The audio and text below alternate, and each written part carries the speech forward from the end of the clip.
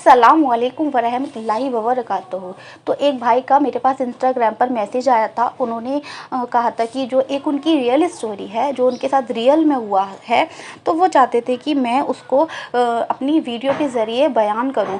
तो ये वीडियो उनके लिए है स्पेशली। उन्होंने अपना नाम मेंशन करने से मना किया था।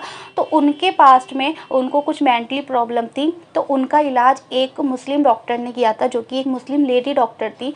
जब वो उनका इलाज करती थी तो वो फुल निकाब में होती थी। उनको चेहरे पर भी निकाब होता था, पूरे पर्दे में, उनके हाथों में ग्लव्स, पैरों में मोजे वगैरह, मतलब पूरा बुर्का पहनकर अच्छे से पूरा कवर होकर वो उनका इलाज करती थी। हालांकि वो एक बड़ी दिमाग की डॉक्टर थी और बहुत अच्छी थी माशाल्लाह, जैसा कि उन्होंने बताया। तो वो अपने काम के साथ साथ नमाज भी कायम करती थी माशाल्लाह, और उनका इलाज भी करती थी। कि प्रॉब्लम ही कुछ ऐसी थी उन भाई की, तो उनको शॉक देने होते थे, इलेक्ट्रिकल शॉक।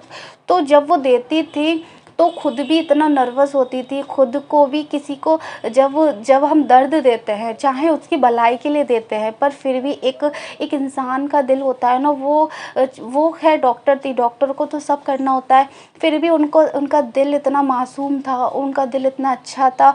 वो सबसे पहले उनकी एक खासियत की, जब भी वो उनका इलाज करती थी तो पहले वो नमाज कायम करती थी, कलमा पढ़ती थी और बहुत दुरूद वगैरह पढ़कर जब उनका इलाज करती थी। और फिर जब उनको वो शौक देती थी तो फिर बाद में वो अल्लाह ताला से और उनसे दोनों से मुआफ़ी मांगती थी।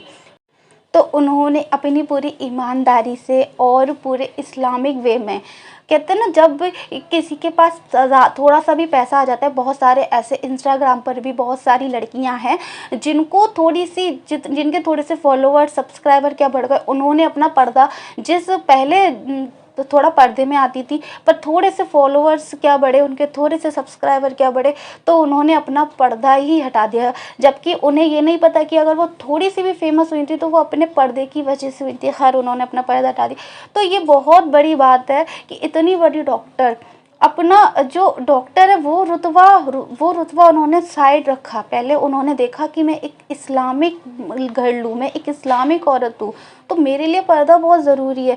तो हिजाब की निकाब की अपनी एक खूबसूरती है।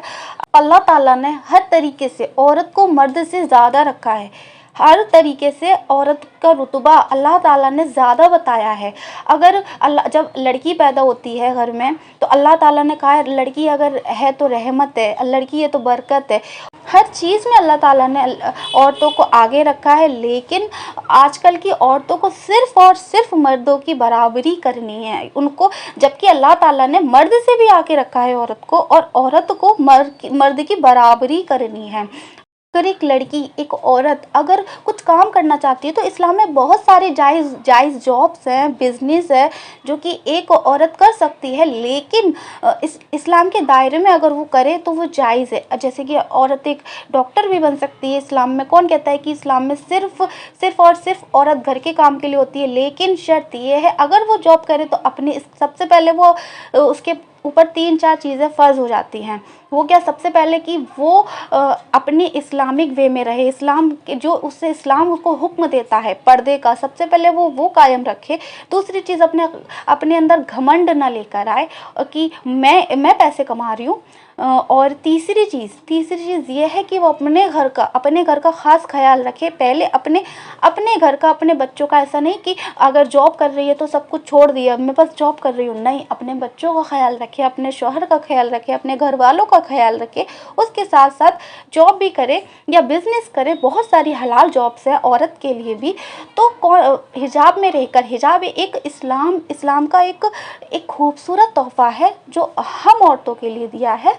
तो इसको अगर हम इसके साथ अगर कुछ भी काम करेंगे, बड़ी खूबसूरती से करेंगे। अगर अल्लाह ताला को कुछ पसंद नहीं है तो वो है घमंड।